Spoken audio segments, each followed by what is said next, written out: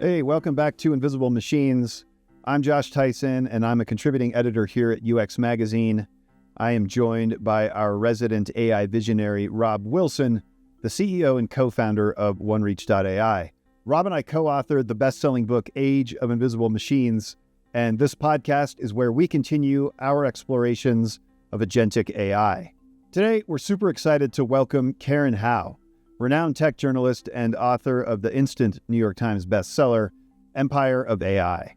In her book, Karen distills more than a decade's worth of in-depth reporting into a detailed and highly readable account of OpenAI's dramatic rise to power that explores why leadership at the company abandoned the promise to keep their research open. We also talk about why their steadfast goal of being the first company to reach AGI is severely undercut by the lack of a clear definition of what artificial general intelligence even is. Now, this is another conversation where anthropomorphization comes into play, and we're going to talk about why making these tools behave more like humans is actually making them less effective and potentially more dangerous. Robb and I were both also intrigued by Karen's reporting on a small nonprofit in New Zealand that used AI to preserve the Māori language. By establishing a clear goal at the onset of their project, curating data in a responsible manner, they ably demonstrated how a more focused approach to integrating AI might win out over the blunt force of large language models. All right, this is a great episode, so get ready for a fascinating discussion with a real one, Karen Hao. This episode is supported through partnership with OneReach.ai. Their Generative Studio X platform provides turnkey private architecture and tools for building enterprise-grade agentic solutions. Set up a runtime for AI agents that allows your organization to use any AI models, create customized guardrails, and avoid vendor lock-in, all with enterprise-grade security. OneReach.ai's award-winning GSX orchestration platform meets the many requirements needed to seize powerful new technologies in this pivotal moment. Learn more at OneReach.ai.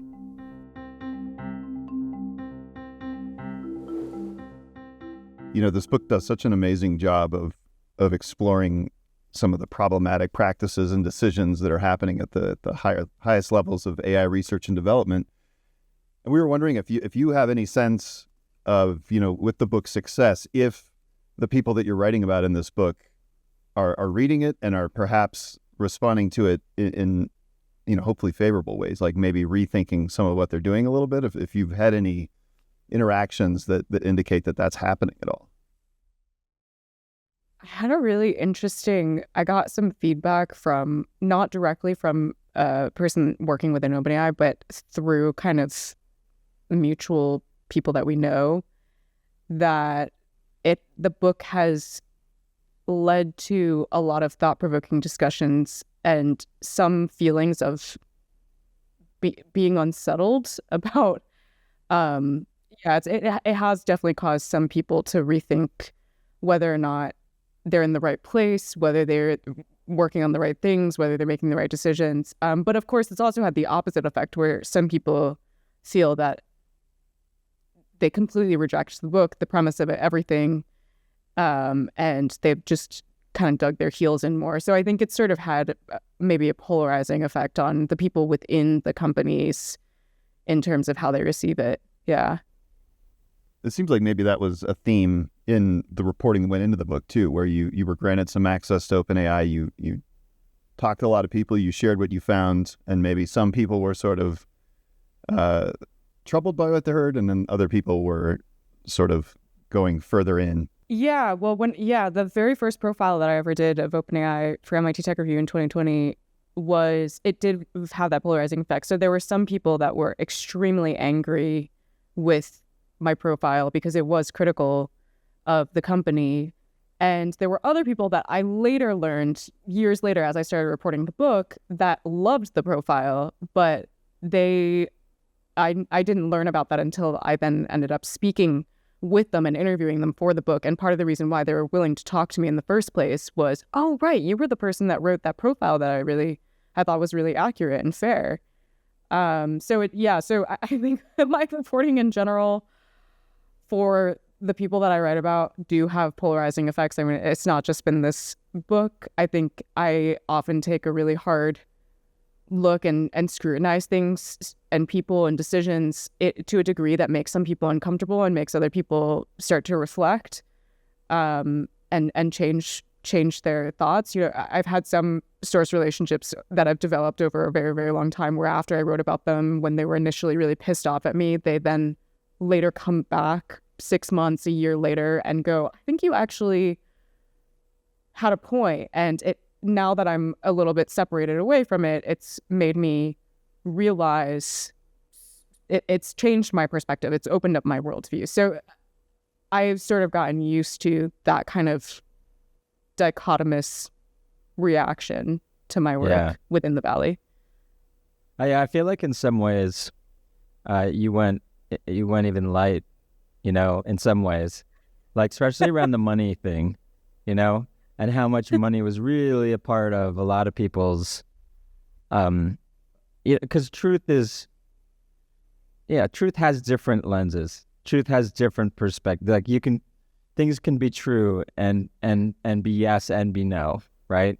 And I think money tends to sway people into one version of the truth, and maybe they're not even conscious of it, right? And I think when it comes to the people within OpenAI, at least my perception while I was reading the book, you were kind of going easy on their financial success that was at stake with Sam Altman leaving. But I don't know, maybe, I mean, is that accurate? Were you going a little light there? I mean, in terms of like, oh, we think he's a good guy and going to do the right thing versus like, I just planned buying a new house in the Bay Area, which I couldn't afford before. Yeah. No, it's a really, I appreciate the fact that you picked up on that because it was something that I spent a lot of time thinking about is there's always a balancing act between reporting what people say to you exactly versus trying to figure out, beneath the surface, whether there are preferences that are hidden. Right. And so a lot of people didn't bring up the money thing when I was talking with them about their decision-making calculus, or they would, not bring it up for them, but say, oh, I have some coworkers where money was a really big role in their lives. And so then for, many of the things that details in the book, I sort of had to make a judgment call at some point of, okay, do I literally transliterate what they told me, or do I add just a little bit more of my own analysis of what I think was also at play? And I think with OpenAI in particular, this is kind of a tricky thing because the leadership has done such a successful job of cultivating a mission and a higher purpose within the organization that everyone talks in coded language. People don't readily admit that they are working at the company for practical reasons, for financial reasons, or, whatever it is. They will always talk in the language of, I'm really excited to build AGI and to bring this to all of humanity. And Sam Altman was the best leader to do that. That's kind of how they seek. And so I did have to excavate a little and sometimes read between the lines. And so that's why in the end, for the financial components, I highlighted it, but I didn't emphasize it that much to try and respect that balance of what people told me and also what I was sort of ascertaining from just the general dynamics and how I also know people are influenced, having worked in the tech industry myself, So, there was a lot of striking the balance between what people said and what I analyzed.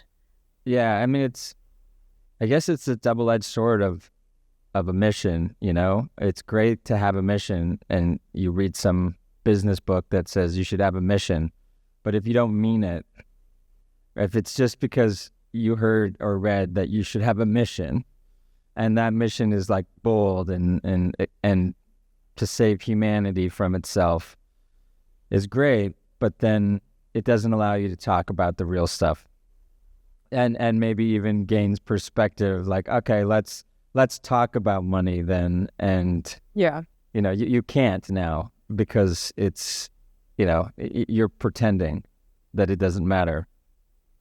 Yeah, it is interesting. Like, I wouldn't say that OpenAI talks about its mission while not believing it. I think it's actually more complicated than that, and that they believe in it so much that they actually become blinded to their own true incentives for why they do things. And they end up wrapping a lot of their actions always around, but I'm ultimately doing it for the core of what I'm doing is for the mission. And the challenge with OpenAI's mission in particular is that it's very ill-defined. Like Google's mission, organize the world's information, that feels very concrete. Like people generally have a consensus around what it means to organize and also what information is, but there's no consensus around what it means to ensure, what AGI is, and also what benefits all of humanity is. So there's just squishiness all the way through. Therefore, it's just very vulnerable to interpretation every which way. It's also less like, I'm going to save the world. Like we're the saviors of the world. Like it's just, we're going to organize information is a librarian. We don't usually see too many superhero librarians. And there's like I'm going to save the world. We're going to build something great for humanity. And it's funny because we've had, the folks from NVIDIA on the podcast, and they're like, no, we're going to save humanity. We're the ones who made AI. We're like, okay, oh, you're the ones. Yeah, no, they just used our chips. Like, if it wasn't for us, okay, oh, you're the superhero in this whole thing. And so there's a bit of like, okay, you discovered this, right? Like, you don't control it. But when I looked at the New Zealand story, which I really appreciated that part of the book the most. It just felt right. It's like I knew there was something wrong, but it wasn't until you told that story that I was like, that's what right looks like. And they weren't like, we're going to save the world, right? We're going to help preserve this small little language that we love. And this is a tool to help us. And we're not going to make a lot of money, They don't make any money at all, from the project. And they weren't trying to scale it. Right. They weren't trying to scale it, And the thing that's so radical, I remember when I first found that story, I was so struck by how radical it felt that they asked their community, do you want this AI tool, before they built it? And then it made me really sad that I felt that was radical. It really did illustrate how much norms have changed, that we don't even think about consent at all anymore as the first basic foundation for anything. And the fact that they did that, and then when I shared this story with people, I'm like, the first thing that they did was ask people if they want it. And then there's always audible gasps and laughs and acknowledgement, recognition, whatever, surprise of that being the first thing that they did. And it is just such an illustration of how embedded some of the problematic ideas around how should we develop technology and what purpose does technology serve has become embedded within the water of some of the ways that these companies operate. Yeah. Well, it's interesting too that they knew what they wanted to build. Like they had an idea for kind of exactly what they wanted to build to a degree, where you make that great point in the book. I think you're talking to an AI researcher from China who says, like, this would have never happened here. Like, it's a very Silicon Valley thing to give someone $1 billion to build something that they haven't even told you what it's going to be. And so that was another question we had as we were thinking about the book. Like, did you feel like over time anyone was getting closer to a concrete definition of what AGI was, or what it was they were intending to build, or what form that might take? Because we're in this moment where we're told it's either going to save humanity or destroy it, but we also really don't know how that would happen or what it would even look like. With the atomic bomb, obviously it was quite a bit more visceral and real and tangible, but this feels so nebulous and has such fuzzy edges.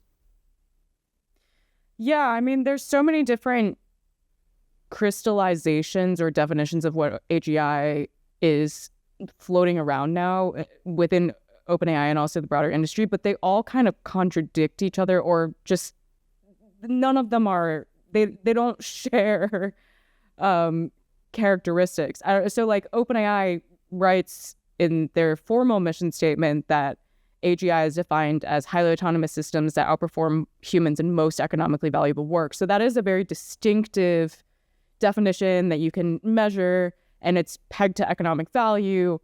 But then, the information reported that in Microsoft and OpenAI's agreement, they agreed that AGI would be an AI system that successfully makes, I think it was $100 billion, which is just a totally different... A little more honest, at least. That's about money. Some overlap. Yeah. And it's... And then there's also, when Altman speaks to Congress, or he's speaking to the public, he's saying, AGI is going to cure cancer and solve climate change. And that's yet again a totally different benchmark for what AGI is, what purpose it's supposed to have. So that is, I think, part of the problem, is that, like, what I write in the book is, like, OpenAI can just decide what AGI is, whatever it wants, and it shifts both over time and among teams. So there are often, like, OpenAI has long had a joke: if you ask 13 people within the company what AGI is, you'll get 16 definitions. So they themselves know that this is not something that really has any kind of consensus or clarity. Yeah. It's some sort of promise in the future to be better. And it's like, invest in us because we're getting better and we'll be better, and it's going to be more amazing than it is. But in reality, it's already super intelligent in so many ways, and in other ways not. And it's just a different type of intelligence. It's just a dumb metric, if you ask me, because it compares to a human, and that anthropomorphic mode that we're in, where we're skeuomorphic, whatever you want to call it, where we're comparing it to us constantly, is just a moment in time, because jobs were designed for us. And so it makes sense for a little while for it to, be a simulation of humans. The same way, like, robotics having a human form factor makes sense because tools and jobs were made. But at some point, we're like, why are we doing this? How do we reshape jobs for these things, and not for humans? So AGI just feels like this thing that's more nebulous than artificial intelligence now. It's like artificial intelligence wasn't, like, nebulous enough. We needed to come up with something more vague. Absolutely. It is purposely confusing, and usefully so. We've talked before on this podcast, like when we've been exploring AGI, about this idea that it sort of represents the level of general intelligence that it requires for humans to be able to thrive all over the planet in all these different harsh conditions. But when I was thinking about that definition and reading your book, it occurs to me that isn't really what's happening, especially because of, I think you maybe call it digital colonialism that's taking place. Mm-hmm. I mean, really, if this intelligence is leaving out so much of the knowledge that's even knowledge that's buried in underrepresented languages and things like that, it's not really that kind of intelligence. It's not as broad as it's pretending to be if it really has kind of a narrow scope and data set and is biased, right? Yeah, this is something that I think, I feel like the AI world runs on so many linguistic tricks where they coin all these terms to make it appear as if there's more than there actually is. So I 100% agree. The idea that there is some kind of generalization happening within these tools is actually not substantiated by evidence, because the moment you move away from the English language, even into another dominant language like Spanish, the tool already starts to break down. Like, that's not generality. And the fact that it doesn't understand certain cultures, certain histories, like there was a test that Proof News, outlet started by Julia Angwin did, where they asked a history teacher to quiz ChatGPT on Black history, and it just totally failed basic facts and figures from Black history. So that's, we're not actually talking about systems that have true generality and are probably not going to get to true generality, because the way that the industry is approaching developing these tools right now, or these systems right now, is using extraordinary amounts of data. And there's actually very few languages, communities in general that actually reach that data imperative, even industries that reach that data imperative. It's really only the internet giants that have that much data sitting around to fulfill the requirements of these models. The manufacturing industry doesn't have that amount of data. The healthcare industry doesn't have that amount of data. Pretty much every other sector is dealing with data scarce environments. And so how are you going to get to some generality with a brute force, more and more and more and more data approach, when actually most of the world and most businesses do not operate in that paradigm? Yeah, I don't know. For some reason in this conversation, my head keeps going back to the fact that I guess how dumb we are. Like we just keep thinking these are fake humans. They're like they're human. I kind of told this story, like I imagine like two people sitting on a park bench, and two birds chirping at each other in a tree, and you're sort of looking at the two birds going, I wonder what they're talking about. And then like somebody replaces one bird with a speaker, and it's just a speaker chirping and another bird. And then the people going like, oh my God, it thinks it's a bird, And then one person leaves the park bench and starts talking to ChatGPT, and the bird's like, oh my God, it thinks it's a human. Like it's not a human, and just because we're talking to this technology, right? We're starting to anthropomorphize it and think that it is human. And I think it can confuse A, the dangers, right? And B, like the actual ways that it can be used to help. Like in this New Zealand example, they weren't trying to create another native member of their tribe, right? Their tribe. They were like, oh, we don't have enough members. Let's get some AI members so we can increase the numbers, They were like, they talked to Mark Zuckerberg and were like, oh my God, AI friends, AI tribe. Yeah, look at our Facebook page is growing in numbers. They were trying to preserve the language, which is what this thing does really well as language. It's so clear on its purpose and it's such a tool, in this regard. And I just I wonder, like, when do we get past this? It's kind of like as designers, we used to, it's stupid simple, but we used to have to make calculators on the iPhone have drop shadows and look like real buttons because people couldn't tell that you're meant to press them, right? But then eventually, like they go to flat design where, why are we doing all of this to make it look like a real calculator, and then we go to flat design where, it's just simple and it even looks more like a spreadsheet than it does a calculator anymore. And I just wonder, it makes me wonder, like, will we pass this phase anytime soon where we start looking at it really as a tool and stop talking about it in terms of intelligence and artificial human, and just say, this is a machine and an interface, a user interface that can use language versus graphical interfaces. And it's another way to put an interface in front of a computer that's still going to have a lot of deterministic components to it, even if those deterministic components are happening on the fly. Even if that code's being written in real time, it's still code that's being written, it's still logic, and it's still operating machines, not and software. It's not human or thinking, or it's not one thing, it's not a thing that can think and talk. I don't know. Going down a hole here, but it just... No, I just think can't... I'm always surprised that OpenAI is so anthropomorphic. That's what always shocks me. Like, how are they so anthropomorphic internally?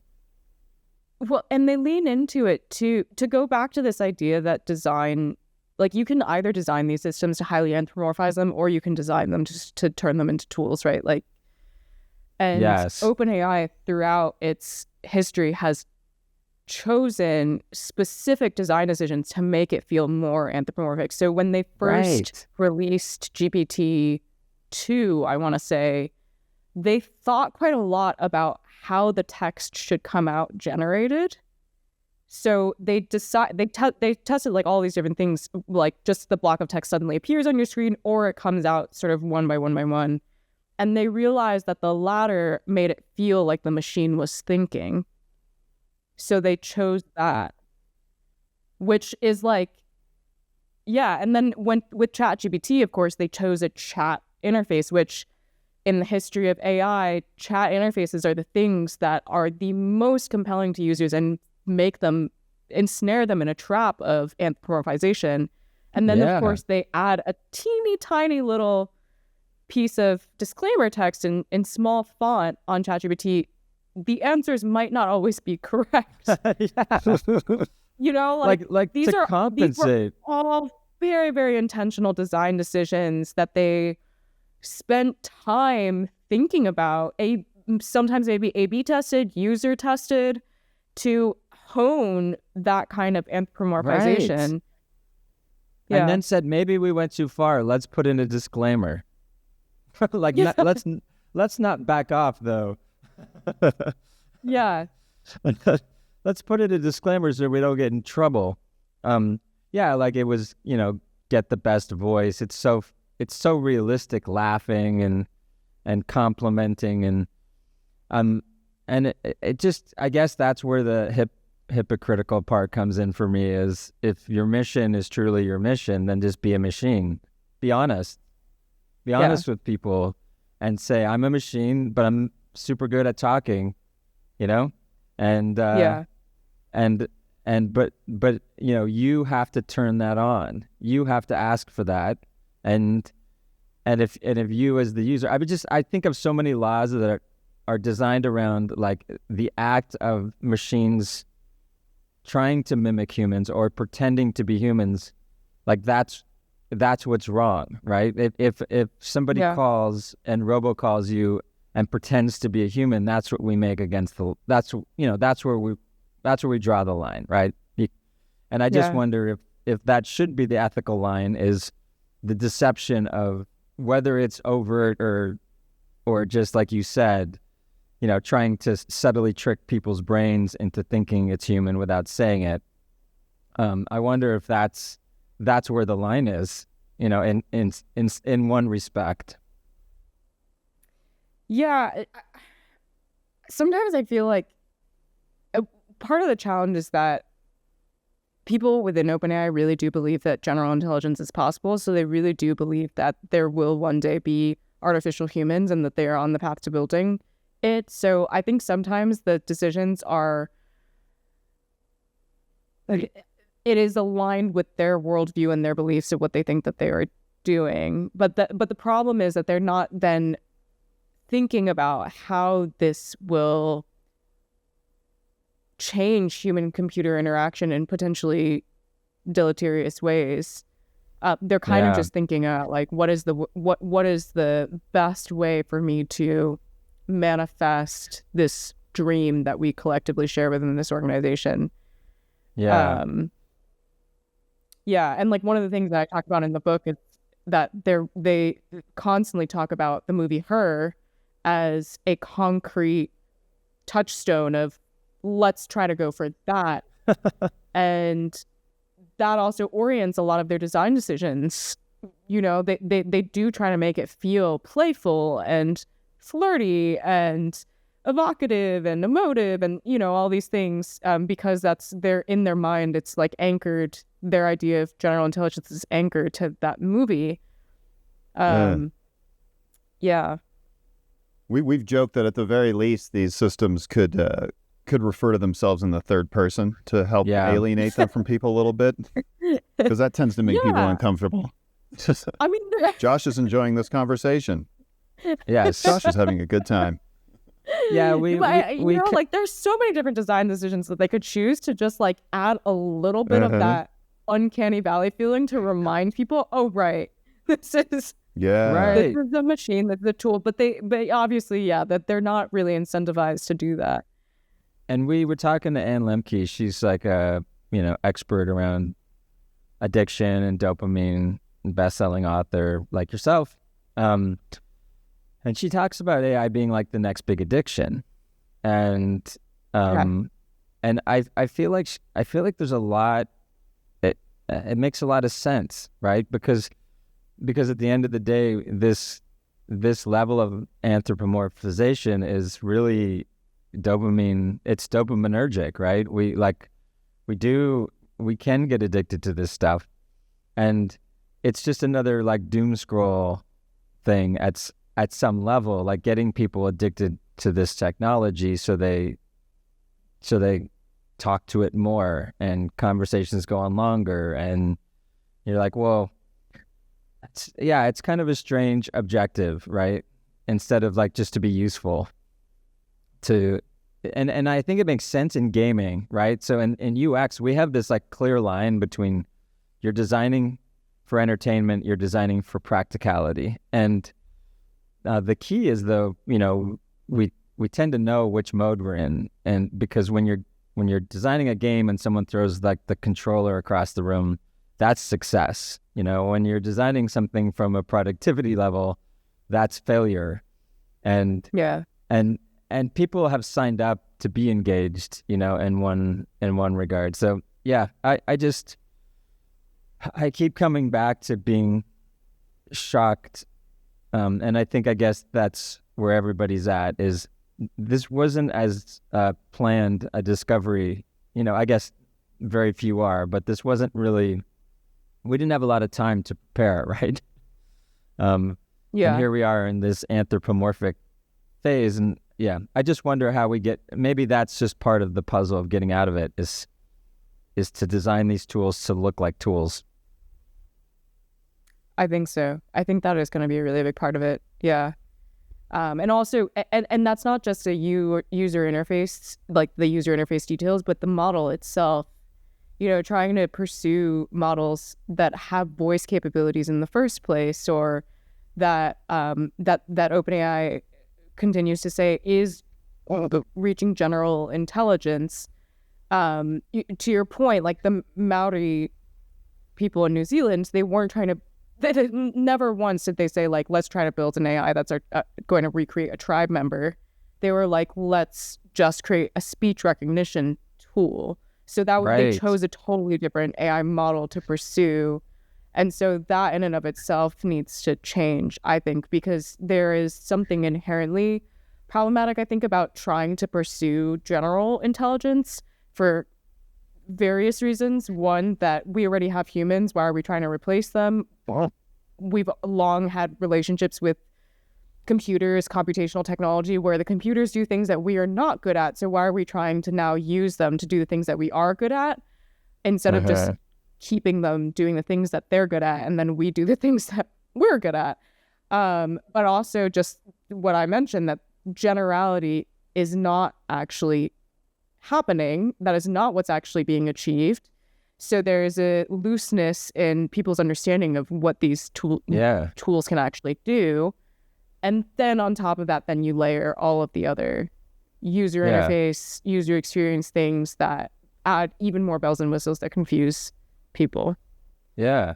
And I think your point in the book is, the nature of pursuing generality is a lot of waste, electricity, like you don't need this big model for a lot of things. But we think general intelligence makes sense for a company that wants to simplify and make a lot of money on a model. Like, why not have a hammer that can be used for so many things? That makes sense, right? And they want to sell that to a lot of people, and they don't have to think about use cases. They just, it's good for everything. It's like the elixir, right? It's just, it cures everything. I can see why that commercially makes sense, but But it really has morphine in it. To your point, yeah, like if you know what you need the thing for, like in that example, then you don't need to waste all of that electricity, and compute. You're not. It doesn't need to be generally intelligent. It just needs to preserve this language. Yeah, and I think it's interesting. I've spoken with startups who have realized that there's actually a pretty big gap in the market for developing more specific AI models for enterprise use cases, because inevitably after the hype dies down, a healthcare company will realize that they don't need an everything machine. They just need an AI tool that does healthcare really, really well. And then why are they paying for 90% of the extra gunk? And so I've talked to startups who are already moving into we're going to develop the 10% tool, because healthcare only needs healthcare, education only needs education, whatever other manufacturing only needs manufacturing, and we're going to cut out all the fat and sell technologies for far cheaper with higher quality data, with much more rigorous testing and reliability and all these things. And that is, I think, ultimately where we're going to shift as companies become more familiar with what AI is, the flaws that it can have, and start actually scoping out when they actually need this technology. But in the interim, while everyone is just in a frenzy of, oh my God, I need an AI strategy, buying the everything machine sounds pretty darn good. Yeah. Yeah, there's a story of a woman who married the Eiffel Tower. And so I think, and people who like married their alarm clocks. And I think like, great, there'll always be a place for people who want to marry objects or have relationships with things, Like they can have deeper relationships with things now. Yeah, let that be, a use case. It seems like with AGI, the idea of AGI too, like even a really rudimentary version of AGI would probably pretty quickly be able to diagnose like the key problem standing in the way of humans solving all these complex problems. And to me, it seems like it's greed, and it's sort of the corruption that comes with like this thirst for power. I mean, and as we were reading this book, we were talking about Lord of the Rings and about kind of the one ring to rule them all, and how it's like too powerful for any one person to hold on to. And it almost feels like that's what's playing out here, because it's horribly inefficient to have all these massive competing models like burning through energy and water when it could be done more collaboratively. Is that what has to happen? Is someone throws this into the fire, or that people might be able to make all this AI work for us instead of against us? Well, I mean, I think that's what the open source movement is all about, is you create one model and then you give it to everyone. And the reason why we end up having so much inefficiency with closed source approaches is that those people aren't going to give you their model to modify in the ways that you want to. So the only thing you can do is just train another model. Whereas with open source, you download someone already used all that energy, they used all that water, they developed the thing, and now you really just need a few adjustments. You download the model and you modify it, and that already saved like a huge amount of the inefficiencies. So I do think that one of the solutions among many in terms of like how we get out of this vicious cycle is to lean more into open source development and have that collaborative, community-based approach where people are building off of one another's work without duplicating each other left and right. Yeah, it's that tough tension between capital. It is, capital intensive to pursue what they're calling AGI, and then this idea that we want to open source and share it. And I guess it's like the perfect example of something that, I think a lot of even countries might get together and do, but it's not uncommon. We have plenty of examples in science where, countries invest a lot of money to discover. We just somehow don't apply it in this case, I think, because of how it emerged, right?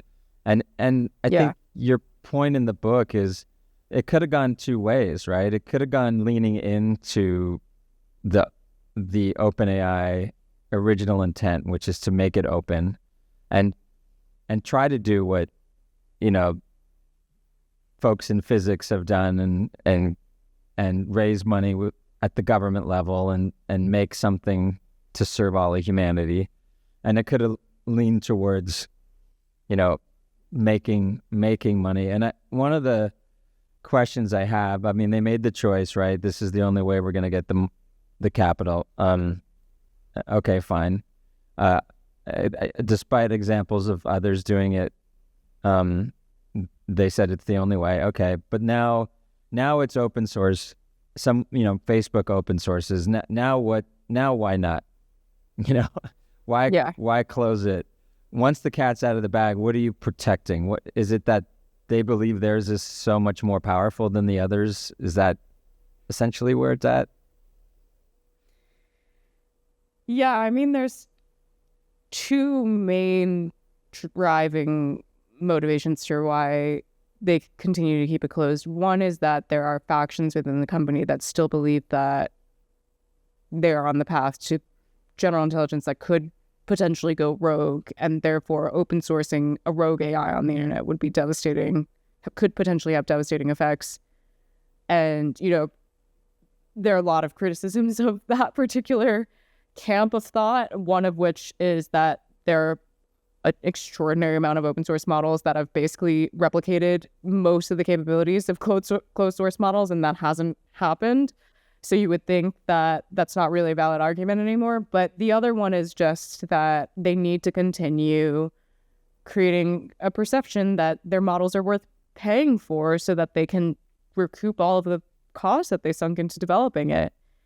And so if they open source it and you suddenly realize that the model is not that impressive, because now researchers can start studying the limitations of the model, they can start tinkering with it, people can start modifying it, whatever, then suddenly the value of the company significantly depreciates. Yeah. And so there is also a motivation to continue maintaining the mystique, I guess, of what the model actually is and can do. It's suddenly occurring to me in this conversation, which is weird that it took this long, but when we were talking to NVIDIA, as I mentioned before, Jensen Huang and folks at NVIDIA, like, they've always sort of found the what are they called? The sort of outliers, the nerds that, you know, gamers, you know, they sold their chips to gamers, and I think they kind of pointed out that AI in the day, you know, so if you look at some of the folks we've had on the show and you look back at, you know, my career, you know, AI was a bit of a weird community. It wasn't mainstream physics, right? It wasn't something that was regarded as, you know, institutional in a way. And even down to like figuring out that the NVIDIA chip would work was like something a bunch of hackers were doing, right? And they kind of point out that AI is like a hacker discovery. It's not a mainstream discovery from, you know, out of some university. And maybe I think it's funny. I think like now it's occurring to me that path of being a bunch of misfits in AI was kind of the challenge to get funding in more of a science traditional way. You know, maybe that's, you know, that sort of disregarding it as a real science, you know, as an important thing. You know, we have all of these major examples of you know, science investment down to like NASA, right? Like there's no way you can't get money for something important, but maybe it just comes down to the hackerness of it. I don't know. It just occurred to me, like, yeah, I guess nobody wants to give a bunch of misfits $1 billion. Well, I think back then $1 billion was still considered an extraordinary amount of money. Now it feels increasingly by the day like it's a small amount of money compared to some of the amounts that people are raising now. But I think it was just $1 billion for what to anyone would have been odd, right? You know, but OpenAI successfully pulled it off in part because they had Elon Musk at the beginning, and then Sam Altman, who is just really, really good at, well, Musk himself had a lot of money to kind of toss around, and then Altman was just really, really good at continuing to fundraise more.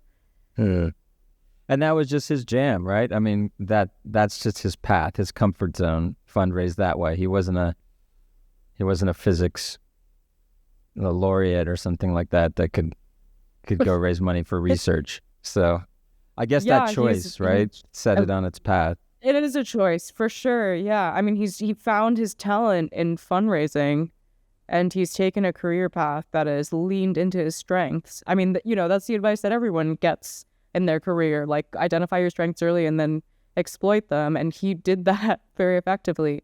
He became an investor, which is being able to fundraise a lot and have a wide-ranging portfolio is, of course, definitely a huge strength as an investor. And then he became the CEO of the one AI company that sort of made its name based on the amount of money it had sitting around. Yeah. So yet again, he ended up exploiting his strengths in that regard. I don't want to lose you before talking about one thing in the book that struck me more so. I mean, I'd heard it, but it really kind of hit home, was how much they put into recruiting.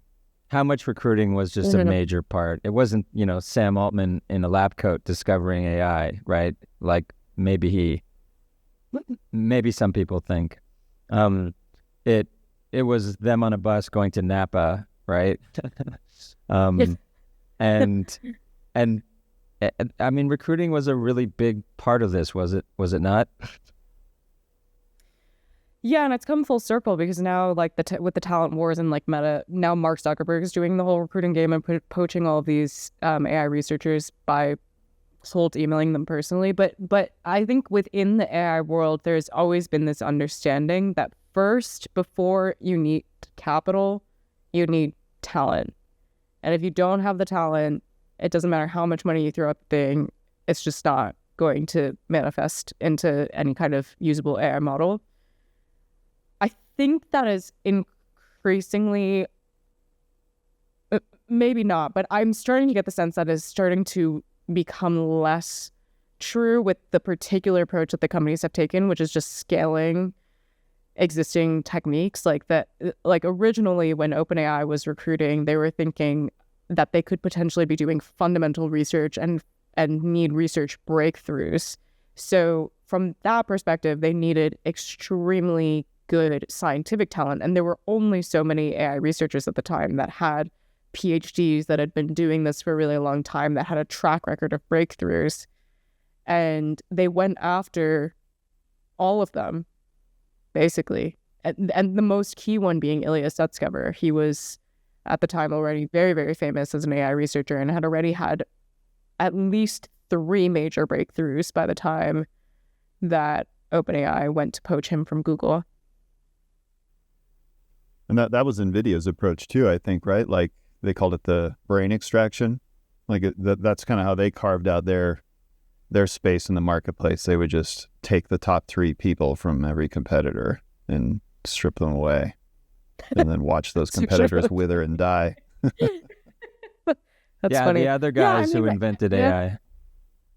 Yeah, the hardware side. Yeah, I think it is it's an effective strategy because good people want to work with other good people. If you form a talent dense team from the beginning, it kind of then self-perpetuates. And that's one of the things that, Mark Zuckerberg is trying to do with Meta now. He's not just poaching single people, he's poaching people in like clusters from different companies. And like this is, there was a really good piece in the Wall Street Journal that was talking about how the people that are getting poached, these AI researchers that are very senior and they know that they're the hot talent on the market, their allegiance is actually to one another rather than to any company. So their negotiation tactics all revolve around making sure that they come as a package.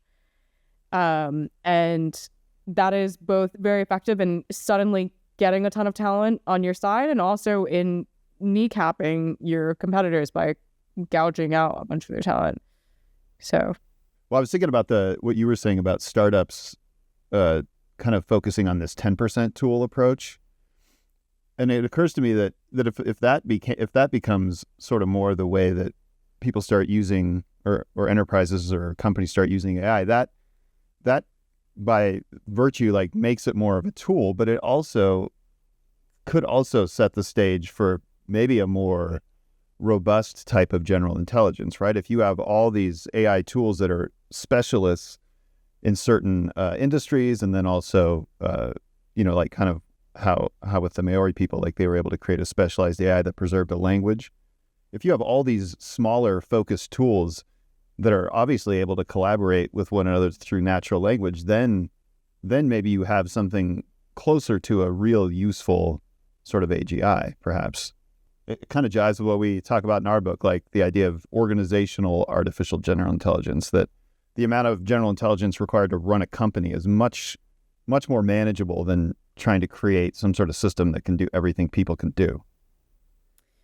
Yeah, that's really interesting. There's actually kind of a equivalent within the AI research world. It's called mixture of experts. Like mixture of expert models are models that are not trained to be. Usually, you train a model where all of the neurons are connected together, so it's like a very densely connected neural network. And with mixture of experts, you actually train different parts of the network to be specialized in different things. And then ultimately, as an amalgamation, it's much more capable, but it's not all of the neurons in the neural network are lighting up every single query. It's just the parts that it needs to answer the thing. So yeah, I think you're onto something in the sense that could actually just be a more robust general intelligence. I think I would still kind of ask, like, why do we really need at that point a general intelligence? Like maybe we want to continue having aggregations of different models based on more complex problems or tasks that we need to perform. But ultimately, I kind of like the idea of like different communities having different models rather than the entire world trying to create some kind of one-size-fits-all solution for everyone. Yeah. We're just trying to hijack the AGI and say, let's go narrow. There's a thing at NASA with digital twins, which is like only the fidelity of your digital twin should be, only relative to the use case and just enough. You shouldn't try to build out a digital twin and so we're trying to say OGI is like just enough intelligence, instead of as much as you can get. That is all the intelligence. That is exactly what we need. Yeah. Well, cool. I don't want to keep you up. Yeah. Yeah. Thank you so much for having me. Congratulations again on the success with the book. Definitely well-deserved. Thank you. All right. Well, thanks for hanging out with us again here on Invisible Machines. Don't forget to like and subscribe wherever you get your podcasts. Always remember that you can watch this podcast too on our Invisible Machines YouTube channel. Head over to uxmag.com. We have a podcast page there where you can explore our back catalog and you can look at episodes centered around popular topics. Many, many thanks to our incredible production team here in the US and in Ukraine. Elias Parker, Michael Litvinov, Allison Harshberger, Alla Slesarenko, Vera Pokodkov, and Darina Moskovchuk. Till next week, Owagi.